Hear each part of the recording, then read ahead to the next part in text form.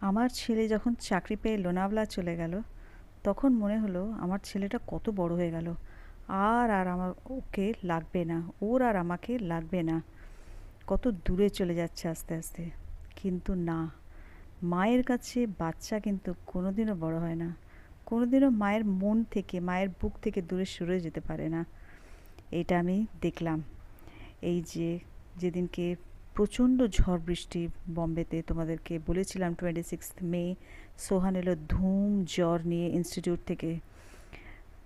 ধরা পড়লো আস্তে আস্তে ডেঙ্গু পজিটিভ। ডাক্তার প্রথমে তো চিকিৎসা বলল যে বাড়িতে থেকেই করো, কারণ কি প্লেটলেট তখনও কমেনি। তো এই যে ও পুরোপুরি তখন আমার উপরে ডিপেন্ডেন্ট।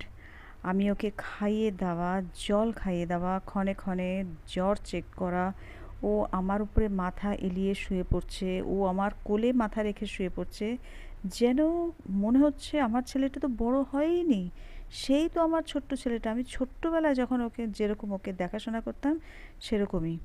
তারপরে তো যাই হোক, প্লেটলেট কাউন্ট তো কমলোই, দিতেই হলো হসপিটালে। হসপিটালেও সেই কন্টিনিউয়াস খাইয়ে দেওয়া, নার্সরা এসে এসে ড্রিপ চালিয়ে দিয়ে যাচ্ছে, আইভি চালিয়ে দিয়ে যাচ্ছে, তাদেরকে সমানে ডাকা, কোনো অসুবিধা হলে ডাক্তারের সঙ্গে কথা বলা, সব কিছু বাচ্চাকে, সব কিছু আমার ছেলেকে, বাচ্চাই বলছি, সব কিছু করিয়ে দেওয়া, তাকে জোর করে করে খাওয়ানো, তাকে ভুলিয়ে ভালিয়ে খাওয়ানো। বাবারা কিন্তু এরকম হয় না, তারা মনে করে এটা একটা আদিক্ষেতা করছি আমরা, কিন্তু তারা বুঝে না যে আমি মা। তো যাই হোক, ঝড়টা কেটে গেছে আমাদের, আজকে আমাদের বাড়ি যাওয়ার দিন। সবার মুখে একটা শান্তির ছাপ। ভালো হয়ে বাড়ি ফিরছে আজকে আমার ছেলে, সেই আমার ছোট্ট সোহান, যাকে আমি তিল তিল করে বড় করে তুলেছি। সত্যিই কি বড় হয়েছে ও!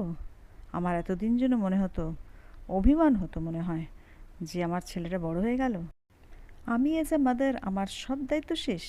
কিন্তু না, আমি দেখো, আমি আজকে আমার বাবা মাকে কত মিস করি। আজও তাদের সাথে কত কথা বলা, কত কিছু শেয়ার করা, আমার মনের কথা। আমাকে তারা ছাড়া আর কে ভালো চিনতো বলো? এই একটা মনে হলো তোমাদের সাথে শেয়ার করি আমার মনের কথা। ভালো থেকো তোমরা সবাই, সবাইকে ভালো রেখো। হরে কৃষ্ণা।